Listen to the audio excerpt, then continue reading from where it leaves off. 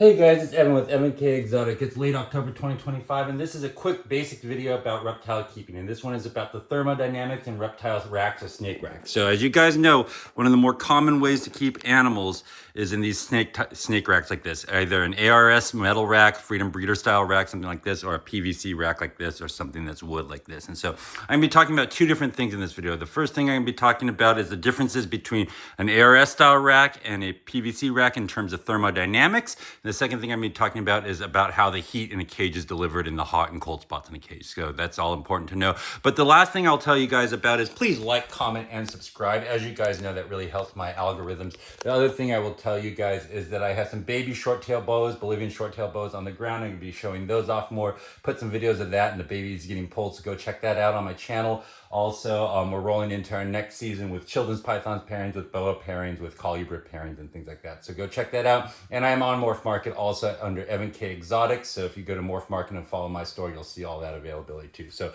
here's the first thing I will tell you, okay?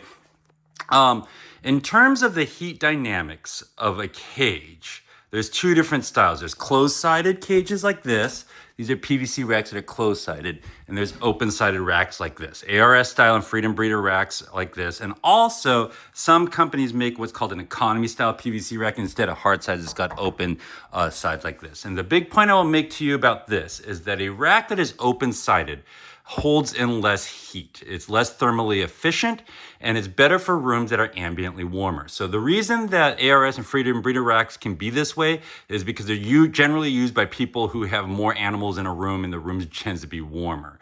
Additionally, if you got an economy style rack and you didn't have a warmer room, you might struggle to keep up the ambient temps in that rack. I'll tell you that in the past, what I've done is wrap them in wood paneling, quarter-inch wood paneling to keep the heat. But so that's one thing I will tell you is that an open-sided rack is going to be thermally less efficient than a closed-sided rack. And that's not a problem if you have a warmer room like I do. And these ARS and Freedom Breeder style racks have a lot of advantages over a PVC style rack when you get into the scale that I do.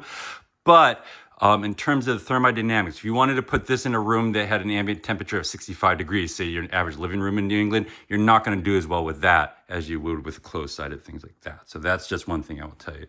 The other thing I will tell you is that the heat dynamics and the way that the heat in a cage is delivered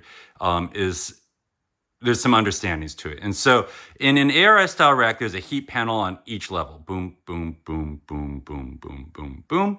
And on a PV style rack, like I just turned this one on because I'm going to put some baby boas in it later this week. So just cycling on, but it's serpentine, it snakes through.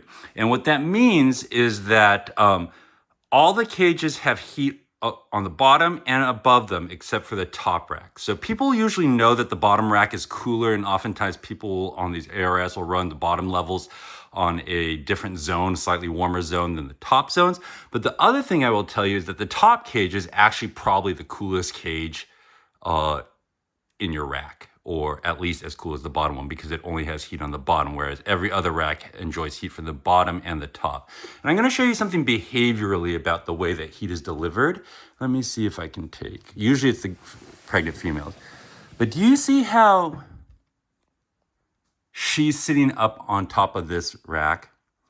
That is something that I've noticed behaviorally about a lot of snakes and racks, is that they will start to sit up on, now that I'm looking for one, they're not going to do it for me, but here we go. Let's see, see like this one? And the reason they're doing this is because they're catching the heat from the top. And so if you put something elevated on there, it's pretty common to see your animals sitting on top of the elevated site and catching the heat from above rather than the belly heat. So these snakes have belly heat above and below. Whoa. All right, no getting food spicy, hold on. This one's still a little food spicy. Sorry, Bucko, watch it, watch it. But the point being is these snakes have the choice of belly heat or catching it from above. And they're choosing to catch it from above. And that's just something I've noticed with these snakes, especially once they're into breeding mode. They seem to like to catch it from above rather than below if you set up the cages like this, if that makes sense. So I don't know if that's because it's actually warmer or if it's just more natural and like evolved logically for the heat to come from above, so they're more likely to seek it from above. But that's just something I've noticed, is that snakes, if you provide some sort of furniture that will let them get close to the top of your racks, will oftentimes use the heat from above rather than the heat from below. And you'll even see it with like